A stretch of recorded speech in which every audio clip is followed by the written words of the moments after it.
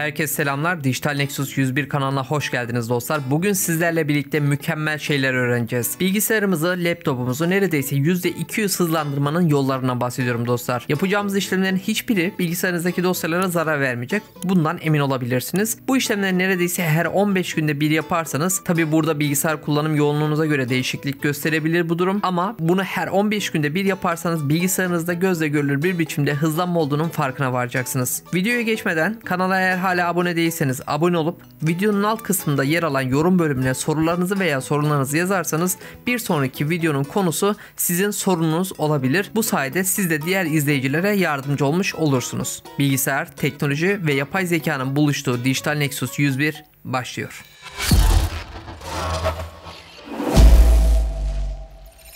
Evet, yapacağımız adım bir şu dostlar. Windows R kombinasyonuna basıyorum ve buraya clean mgr yazıyorum. Enter diyorum. Daha sonra gelen ekranda tamam diyorum. Bu sol taraftaki görmüş olduğunuz kutucukların hepsini işaretlerken şu alt tarafa dikkat etmenizi istiyorum. Kazandığınız toplam disk alanı 648 MB diyor şimdi. Şunları da işaretledikten sonra gördüğünüz gibi 16 GB'lık bir alan kazanacağım dostlar. Totalde 18 GB'lık bir veri açılacağını söylüyor.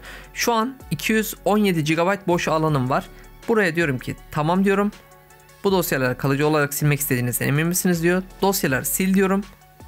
Disk temizleme işlemi yapıyor. Bu Windows'un içerisindeki bir yazılım dostlar. O yüzden kendi dosyalarınızı silmiyor. Tamamen artık kalan dosyaları siliyor. Bu konuda endişeniz olmasın. Gördüğünüz gibi alanım gitgide açılmaya başladı ve az önceki alanla şimdiki alanlar arasındaki farkı görüyorsunuz dostlar. Gelelim ikinci yöntemimize. Bu yöntemimizin amacı bilgisayarımız yani Windows çalıştığı her dakika boyunca artık dosyalar biriktirir dostlar. Şimdi biz o temp dosyalarının hepsini sileceğiz. Yine Windows R yapıyorum. Buraya temp yazıyorum sadece ve Enter tuşuna basıyorum. Size bir onay ekranı geliyor. Diyor ki dosya erişim izniniz yok diyor. Endişelenmeyin. Tamam'a bastığınız zaman erişim izniniz gelecektir. Gelmesini bekliyorum. Gelmek zorunda. Devam diyorum. Açıldı.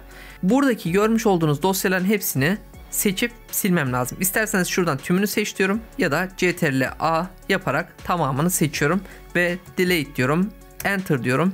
Buradaki dosyaların hepsini diyor ki ben bunları silemiyorum diyor. Tekrar dene diyorum. İçerisinde silebileceğin dosyalar olabilir diyorum. Tekrar dene diyorum. Silemiyor. O yüzden şuradaki tiki işaretliyorum ve atla butonuna basıyorum dostlar. Gördüğünüz gibi sadece bunlar kaldı. Anlatmış olduğum her adım bilgisayarınızı rahatlatmaya yönelik adımlar. Bu temp dosyaları az sonra da tekrar farklı bir temp dosyasını sileceğiz. Sileceğimiz bu dosyaların hepsi bilgisayarınızı 2-3 adım öne taşıyacak dostlar ve yorulmasını engelleyecek. Yani şöyle düşünün, sırtınızda ağır bir yük var. Bunları yavaş yavaş atarak hızlı bir şekilde koşmaya başlıyorsunuz. Tamamen olayın mantığı bu. Gelelim 3. adımımıza. Windows R diyorum. Buradaki yazmış olduğumuz temp yazısının başına ve sonuna şöyle yüzlü işareti koyuyorum. Yüzlü işaretini Shift 5 tuşlarıyla yapıyorum dostlar. Daha sonra başına ve sonuna yüzlü işaretini koyduktan sonra bu sefer görüyorsunuz yine farklı bir ekran açıldı ve burada da bir sürü temp dosyaları var. Şimdi bu temp dosyaların hepsini yine Ctrl+A diyorum. Delete diyorum. Buradakilerin hepsini tekrardan dene diyorum. Silemiyorum diyor. Tekrar dene diyorum. Silemiyorum diyor. OK diyorum.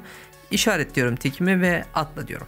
Şimdi sizlere 4. adımdan bahsedeceğim. Bu adım oldukça kolay ama dikkatli dinlemeniz gereken bir adım. Çünkü buradaki yapacağınız bir yanlış bilgisayarınızda hatalara neden olabilir ilerleyen zamanlarda. Hangi tarayıcıyı kullanıyorsak kullanalım. Örneğin Chrome, Opera ya da Explorer fark etmez. Hangisini kullanıyorsak kullanalım. Donmalar, takılmalar olabilir. Ben bu donmaların, takılmaların sebeplerini araştırdıkça bir şeyler buldum dostlar. Onu sizlerle paylaşacağım şimdi. Ben Opera kullanıyorum çoğu zaman. Bu yöntemi uyguladıktan sonra Opera'da gözle görülür bir biçimde hızlanma ortaya çıktı. Bu benim gayet işime yaradı. Sizin de işinize yarayacağına eminim. O yüzden sizlere de anlatmaya başlıyorum hemen. Yine Windows R yazıyorum. Buraya inet cpl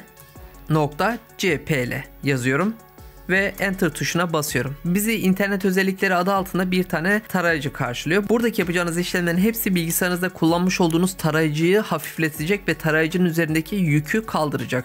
Bu sayede hemen şöyle göstereyim sizlere. Buradaki görev yöneticisinde bazen tarayıcınız en üstte kalıyor ve güç tüketimini en üst düzeyde kullanmaya çalışıyor ve CPU'yu, GPU'yu artık hepsini kendisi en fazla kullanmaya çalışıyor. Şimdi yapacağımız işlem bunu hafifletmeye yönelik bir işlem. Buradan yukarıdaki menüler içerisinde gelişmişe basıyoruz. basıyorum ve şuradaki gelişmiş ayarları geri yükle seçeneğine basıyorum. Benim gelen son güncelleme ile birlikte şu altta bir tane daha buton olacaktı. Bu buton sizin tarayıcı verilerinizi silmenizi sağlayacak. Yani tarayıcınızın ön belleğinde biriken ne kadar dosya varsa, artık dosya varsa onların hepsini silmeye yönelik bir buton olacaktı.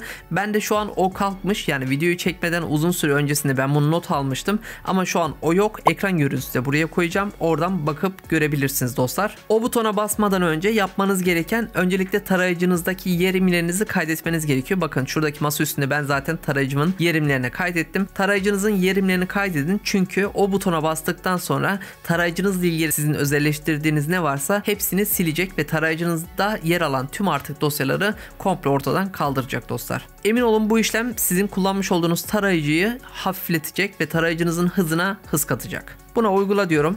Tamam diyorum. Bu ekranı da kapatıyorum. Gelelim şimdi 5. adımımıza. Şimdi 5. adımımızda yapacağımız işlem yine Windows R kombinasyonuna basıyorum ve buraya gördüğünüz gibi prefect yazıyorum. Prefect CH yazıyorum ve Enter tuşuna basıyorum.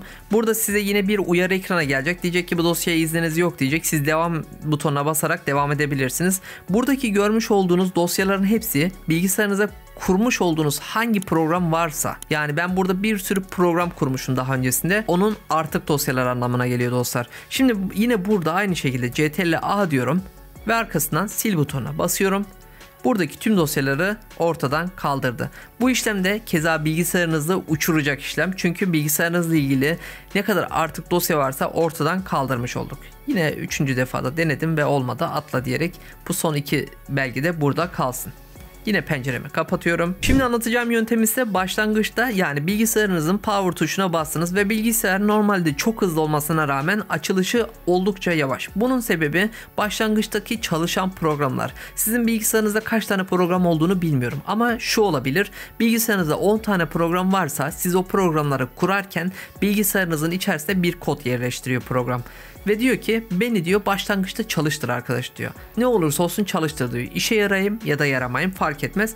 Ben çalışmak istiyorum başlangıçta diyor. Şimdi yapacağımız işlem o başlangıçtaki çalışan programların hepsini kapatmak olacak. İster başlat menüsüne görev yöneticisi yazın. Şöylece hemen yazalım. İsterseniz de şu alt köşeden buradaki görev çubuğuna sağ tıklıyorum ve görev yöneticisine basıyorum. Daha sonra buradaki uygulama geçmişi değil başlangıç bölümüne geliyorum ve şurada görmüş olduğunuz, hemen dosyamı büyüteyim. Şuradaki görmüş olduğunuz tüm programlar normal şartlarda hepsi etkinleştirildi yazıyordu. Şuradaki durum çubuğunda.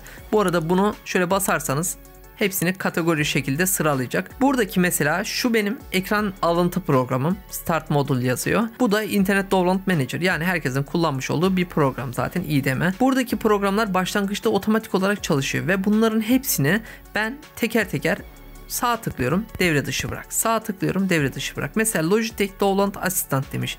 Ben bunun Logitech'in çalışmasını istemiyorum arkadaş. Hemen sağ tıklıyorum, devre dışı bırak diyorum. Artık devre dışı bırakıldı. Şuradaki görmüş olduğunuz programların hepsi normalde başlangıçta çalışan programlardı. Ben bunların hepsini kapattım. Bu sayede bilgisayarım normalde 1 dakikaya yakın civarında açılıyorken bunların kapattıktan sonra ortalama olarak 10 saniye 15 saniyeye kadar yükseldi açılma hızım. Burada dikkat etmeniz gereken önemli bir husus var. Eğer antivirüs programı kullanıyorsanız bunu kesinlikle kapatmamanızı öneririm. Çünkü başlangıçta çalışsın ki bilgisayarınız olası bir durumda virüslere karşı savunma mekanizması geliştirsin dostlar. Onun haricinde istediğiniz programı buradan hepsini kapatabilirsiniz. Örneğin WhatsApp'ın başlangıçta çalışmasına hiç gerek yok. Ben eğer WhatsApp'ta işim varsa aşağıdan tıklıyorum ve açıyorum WhatsApp'ımı. Evet, anlatacağım yöntemler şimdilik bu kadar. Buraya kadar beni sabırla dinlediğiniz için teşekkür ederim öncelikle. Tüm bu yöntemleri bilgisayarınızın kullanım yoğunluğuna göre 15 günde bir veya ayda bir şekilde tekrarlarsanız bilgisayarınız çok ama çok iyi olacak. Eğer videoyu beğendiyseniz beğenmeyi ve kanala hala abone değilseniz abone olmayı unutmayın lütfen dostlar. Sorularınız için yorum bölümünü kullanabilirsiniz. Instagram ve TikTok'ta sizler için hazırladığım süper pratik bilgiler var. Oraya da bir göz atın derim. Kendinize çok iyi bakın. Hoşça kalın.